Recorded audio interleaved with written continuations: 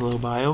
We're continuing on with Chapter 5 and Section 2 today with limits to growth in populations.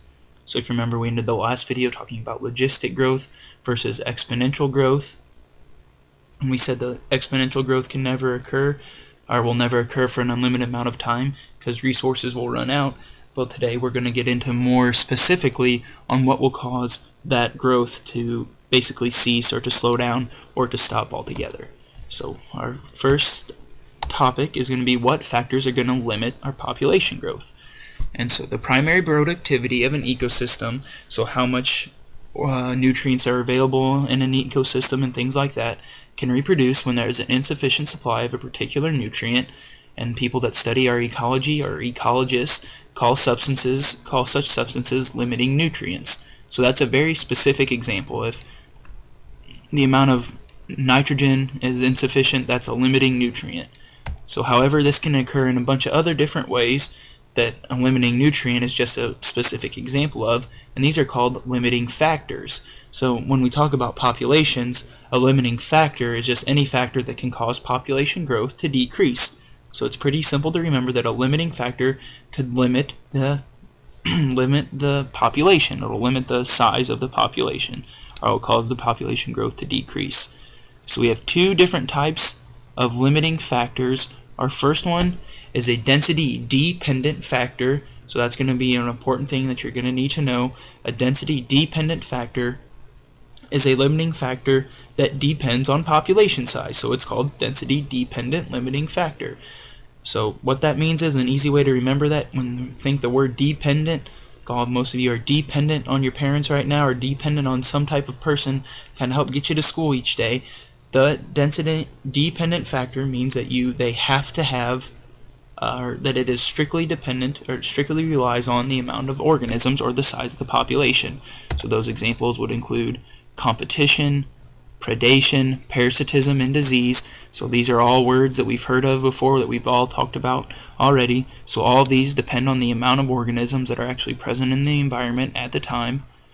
And then density dependent factors will operate only when the population density reaches a certain level, and these factors operate most strongly when a population is large and dense. So that means operate means that they actually play a role when the populations are larger.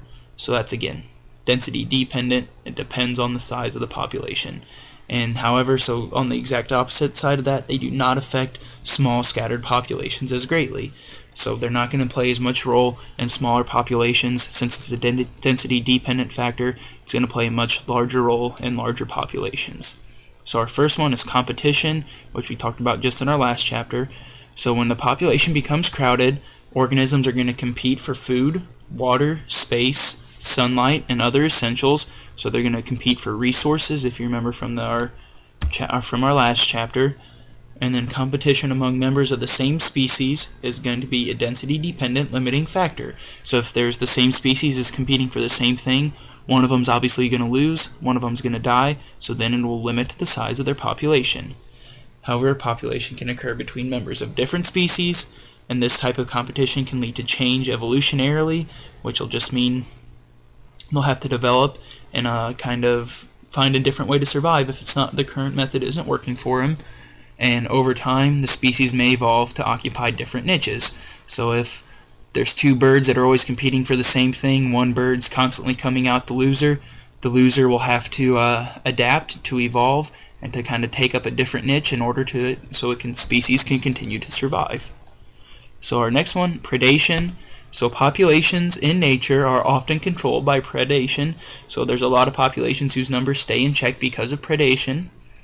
And the regulation of a population by predation takes place within a predator-prey relationship. So that makes sense that we've learned about this before, that the predation is between a predator and prey, and this is just a really good mechanism of population control.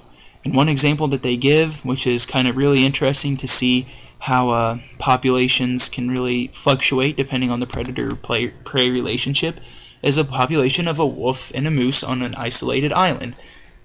So if you look, in the 1950s and 1960s, it's pretty equal. They're kind of moving evenly with the population, with the moose being red and the wolves being blue.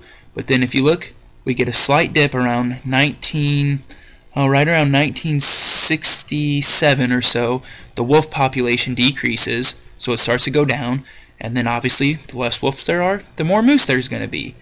So over time, again, there's a lot of moose, not a lot of wolves, but however, the population of the moose continues to grow, so then all of a sudden we see a spike in the population of wolves because wolves are eating the moose. So then the wolf population increases, it gets up really high, but then look, the more wolves, the less moose, and then it just constantly keeps fluctuating like this, as in the more moose there are, the less wolves, and then the wolves are going to rebound, they eat all the moose, and then the moose numbers go down. So that's a pretty cool example of the predator-prey relationship. So our last one is parasitism and disease.